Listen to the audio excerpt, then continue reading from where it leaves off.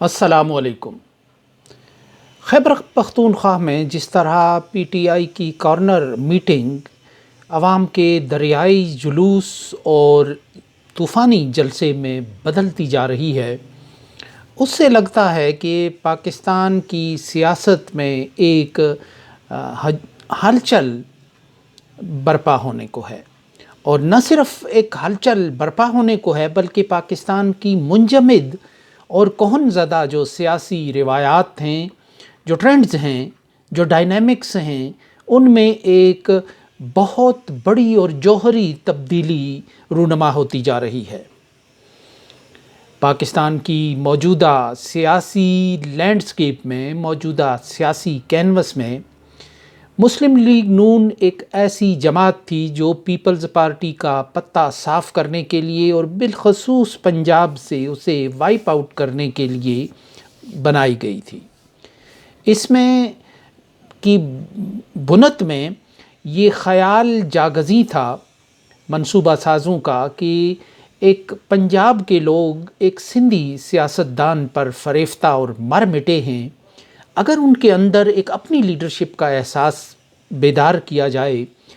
تو بھٹوازم کے سحر سے، بھٹو کی شخصیت کے سحر سے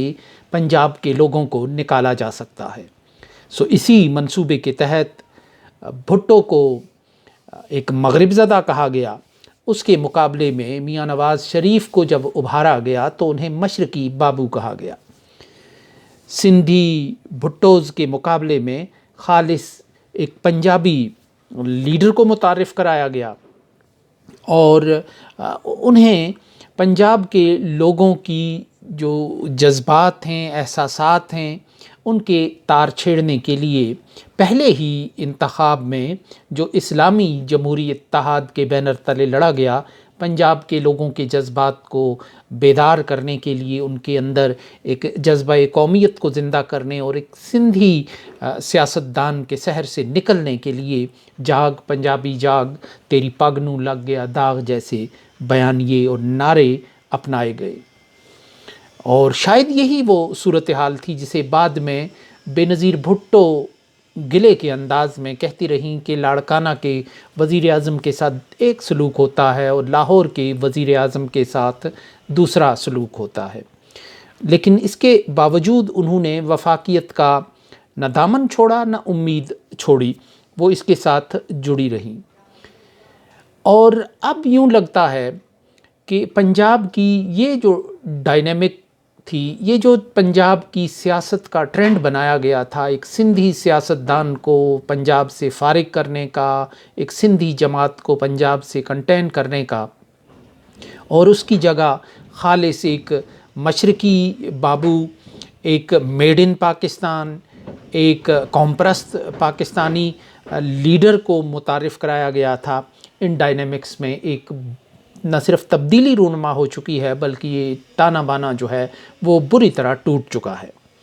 اسی طرح کے پی کے کی سیاست میں ایک اس کی جو بنت ہوتی تھی، اس کا جو ایک ڈھانچہ ہوتا تھا، اس میں بیلٹس کی سیاست تھی، علاقائی سیاست ہوتی تھی۔ پشتون بیلٹ پر اے این پی کا راج تھا، اور مذہبی سیاست پر مولانا فضل الرحمان کی اجارہ تھی، ڈی آئی خان، بنو کرک وغیرہ۔ اور اسی طرح جو ہند کو علاقے تھے یعنی ہزارہ، اس میں مسلم لیگ ایک روایتی 1947 سے ہی ایک پارٹی، مضبوط پارٹی کے طور پر چلی آ رہی تھی، اور یہ تانا بانا بھی یوں لگتا ہے کہ ٹوٹ پھوٹ کا شکار ہو گیا ہے۔ پشتون بیلٹ میں چند ہی برس پہلے منظور پشتین ایک نئی تحریک کی صورت میں سامنے آئے، اور جس نے پشتون نوجوانوں کے جذبہ نیشنلزم کو، پشتون نیشنلزم کو فروغ دیا، طاقت دی، اور اس نے بظاہر پاکستان کی ہیئت مقتدرہ کو چیلنج کیا، اور وہ کسی طور قابو نہیں آ رہے تھے۔ لیکن یہ ساری جو تحریک تھی منظور پشتین کی، یہ پشتون نیشنلزم پر اور یہ پنجابی بالادستی اور پنجابی غلبے کے سے نفرت کے خلاف تھی، اور اس بنیاد پر تھی۔ یعنی جو ان کی سپورٹ میں آئی ڈیز ہوتی تھیں سوشل میڈیا پر، ان سے نفرت ٹپکتی تھی پنجاب کے لیے، پاکستان کے مجموعی ڈھانچے کے لیے، حیت مقتدرہ کے لیے۔ اور جب یہ پشتون تحفظ موومنٹ کو عروج جس وقت ملا اس محسود کے قتل کے بعد، تو سب سے پہلے جو افغانستان کے لیڈر تھے اشرف غنی، انہوں نے بڑے معنی خیز انداز میں کہا تھا کہ حالانکہ بات بنتی نہیں تھی، انہوں نے کہا آج پاکستان کے علاقے میں اور خیبر پختونخوا میں ایک پختونوں کے حقوق کے لیے ایک مارچ ہو رہا ہے، اس کو دیکھنا چاہیے۔ تو یہ ایک بڑا اس کی سگنیفیکنس تھی کہ یہ جو تحریک چل رہی تھی یہ پشتون نیشنلزم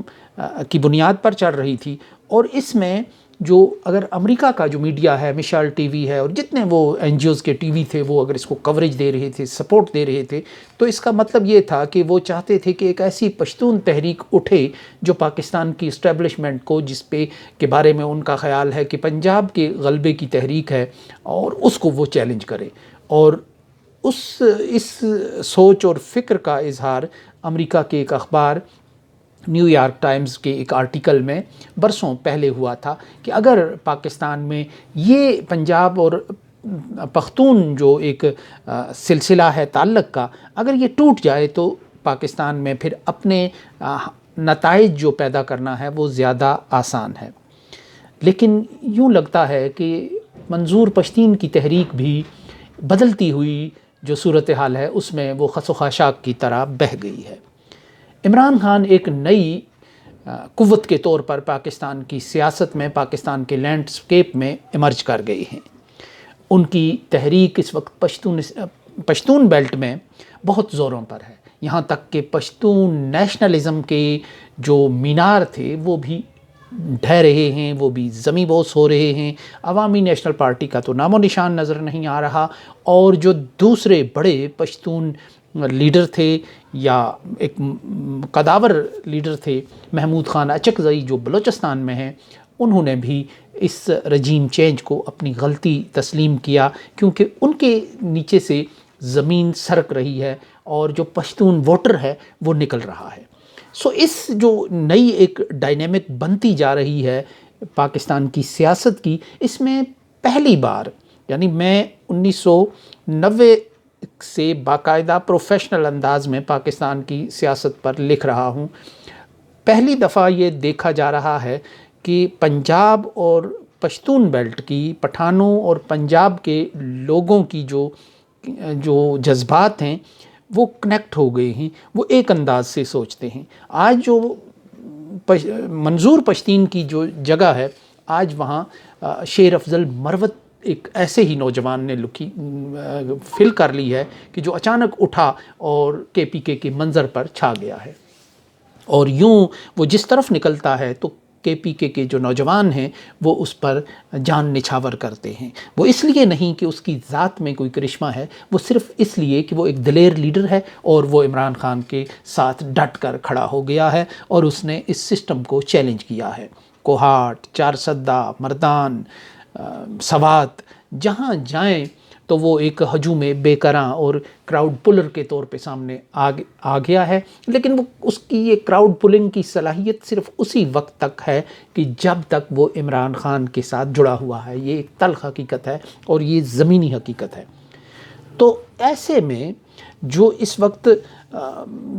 ایک صورتحال بن رہی ہے کے پی کے میں، تو وہ یوں لگتا ہے کہ وہ کسی طور بھی قابو میں نہیں آ رہا۔ پوری آبادی جو ہے، اور یہ صرف کے پی کے کی بات نہیں ہے، یہ پھر آپ اس کو پنجاب سے ہوتے ہوئے کراچی اور کوئٹہ تک پشتون بیلٹ کی اور پشتون آبادی کے جذبات کا اس کو دھارا سمجھ لیں کہ وہ بالکل ایک طرح سے جڑ گیا ہے۔ اگر افغان مہاجرین کے بچے یہاں سے جاتے ہوئے پی ٹی آئی اور عمران خان کے نعرے لگاتے ہیں بارڈر پر جاتے ہوئے واپس، تو اس کا مطلب ہے جو پاکستانی پشتون ہیں وہ کس حد تک اس ساری لہر سے متاثر ہوں گے اور اس کے ساتھ جڑے ہوں گے۔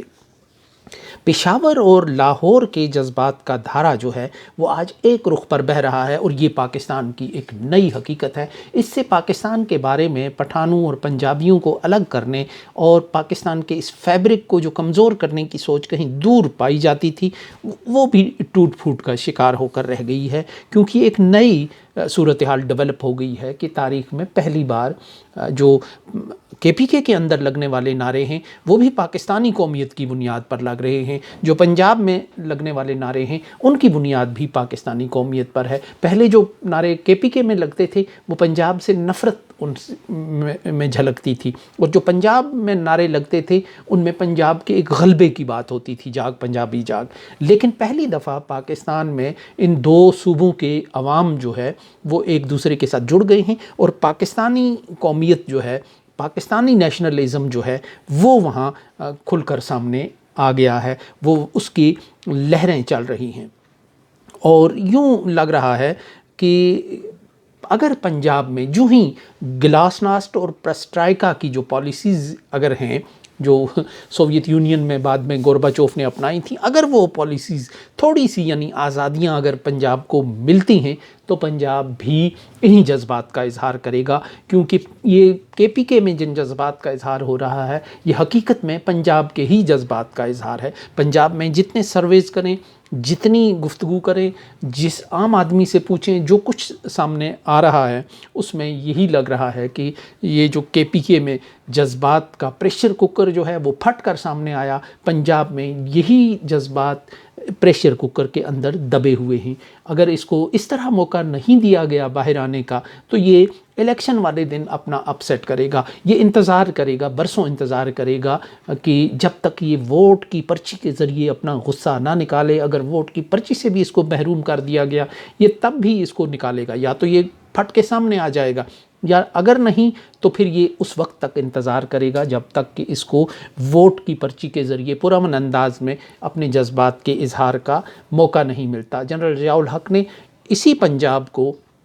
مدت دراز تک دبا کے رکھا، اور بھٹو کا نام نہیں لیا جاتا تھا۔ بھٹو کا اگر نام لیا جاتا تھا تو صرف اس کا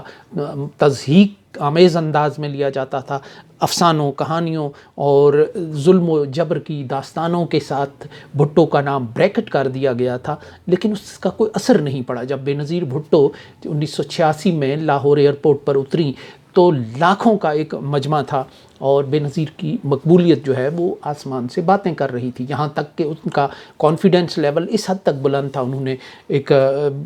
میڈیا کے ساتھ گفتگو کرتے ہوئے کہا کہ اگر میں چاہتی تو میں اس روز گورنر ہاؤس پر قبضہ کر سکتی تھی، اور کیفیت بھی یہی تھی۔ تو یہ ان جذبات کو دبایا نہیں جا سکا، یہاں تک کہ 1988 میں پنجاب کے لوگوں نے اپنا ایک فیصلہ سنایا، حالانکہ بہت سی پولیٹیکل انجینئرنگ بھی کی گئی تھی، لیکن بہرحال وہ رد عمل کسی نہ کسی انداز سے جاری رہا۔ یہ جو عمران خان کا آج ابھار ہے، وہ جیل میں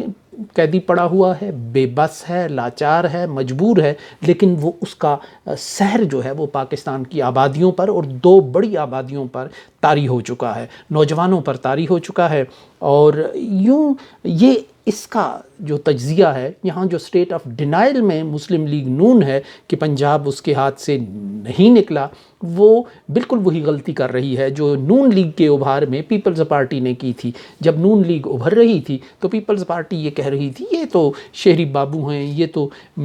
ٹیسٹ ٹیوب ہیں، ان کو تو ویسے ہی مصنوعی لیبارٹری میں تیار کیا گیا ہے، اصل پارٹی تو ہماری ہے، لہر ہماری ہے۔ ان کا اوور کانفیڈنس ان کو بہا کر لے گیا اس وقت جب انہیں اندازہ ہوا، جب نواز شریف ایک بوتل کے جن کی صورت میں بوتل سے باہر آ گئے تھے، ان کی مقبولیت بھی پنجاب میں ہو گئی تھی۔ آج مسلم لیگ نون یہی سمجھتی ہے کہ یہ ظہیر الاسلام نے دی ہے، یہ پاشا نے دی ہے، یہ فیض نے دی ہے،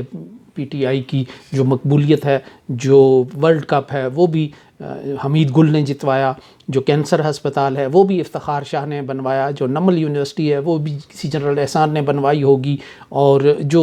وہ اس کی مہارت ہے عمران خان کی کرکٹ کی ہی دنیا میں تو وہ بھی شاید جنرل ٹکا خان نے یا کسی اور جنرل گل بادشاہ نے یا کسی اور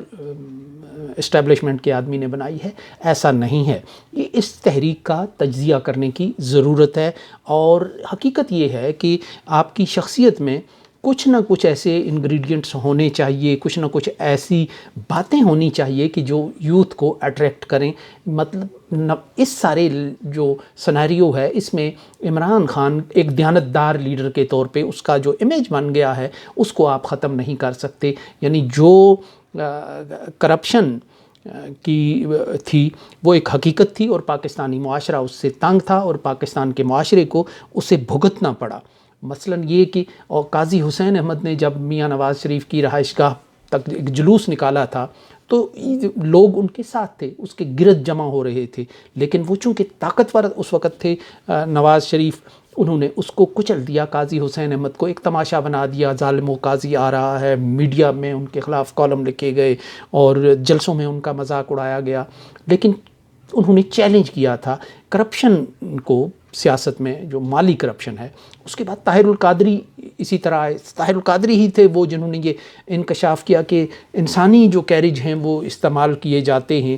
منی لانڈرنگ کے لیے، اور بعد میں ایان علی پکڑی گئیں اور یہ حقیقت واضح طور پر سامنے آئی، تو انہیں بھی ایک بالکل تماشا بنا کر رکھ دیا، ایک مذاق بنا کر رکھ دیا سوسائٹی میں۔ عمران خان ایک سخت جان آدمی تھا اور انتھک آدمی تھا، اس لیے انہیں نشان عبرت نہیں بنایا جا سکا۔ تو اس لحاظ سے یہ ایک حقیقت ہے کہ اگر آپ کے اندر کریکٹر کی طاقت ہے، عمران خان کا ایک دیانتدار آدمی ہے، اور اوپر سے اس پر مظلومیت کا جو ٹھپا لگا دیا ہے اپنی غلط حکمت عملیوں کے ساتھ پاکستان کی حکومتوں نے اور ریاست نے، تو وہ ایک اضافی چیز ہو کر رہ گئی ہے، اور یہ وجہ ہے کہ آج پاکستان کی جو سیاسی ڈائنامکس ہیں، جو ہمیشہ سے منجمد اصول ہیں، وہ ان کا تانا بانا بکھرتا ہوا محسوس ہو رہا ہے۔